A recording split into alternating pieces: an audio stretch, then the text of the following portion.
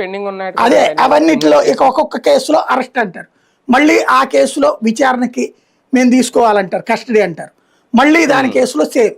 ఇప్పుడు వల్లభనేని వంశీ ఇది అంతే కదా, అతనికి బెయిల్ వచ్చే టైంలో మళ్ళీ ఇంకో పీటీ వారెంట్ వేయడం అట్లాగా కనీసం ఒక 4-5 నెలల పాటు కాకాని బయటికి రాకపోతే అక్కడ ఉన్నటువంటి వైసీపీ శ్రేణులన్నీ కకావికలం అయిపోతే వాళ్ళని తెలుగుదేశంలో చేర్చుకోవడం మొన్ననే చేశారు ఆల్రెడీ ఒక ఊర్లో. అట్లాగా టోటల్ గా కకావికలం అయిపోతే అందరూ తమ వైపుకి వచ్చేస్తారన్నటువంటి ఒక ఫార్ములా నడుపుతున్నారు అనమాట. అంటే నెల్లూరు రాజకీయాలకు అంటే ఎక్కడికక్కడ ఏ జిల్లా ఆ జిల్లా రాజకీయాలను టార్గెట్ చేస్తున్నారు సార్, నియోజకవర్గాలని రాజకీయాలను టార్గెట్ చేస్తున్నారు ఈ అరెస్టుల వెనక? లీడర్ పవర్ఫుల్ లీడర్ ని బట్టి ఉంటదు.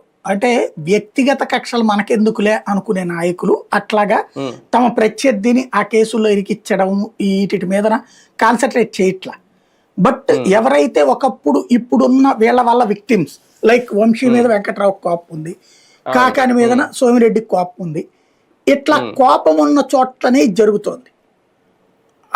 ఏది బాగా అవమానించబడ్డామని ఫీల్ అయ్యేటటువంటి వాళ్ళు అవతల వాళ్ళని అవమానించడం ద్వారానే మానసికంగా సంతృప్తి పడాలి అనుకునేటటువంటి చోట్లనే ఇది జరుగుతుంది. ఎందుకంటే పోలీసులు ఇప్పుడేమీ స్వతంత్రంగా పనిచేయట్లేదు, ప్రభుత్వం కూడా ఏమీ వాళ్ళ మీదనేం చెప్పట్లేదు, లోకల్ ఎమ్మెల్యేలకి పోలీసుల మీద పెత్తనం ఇచ్చేశారు.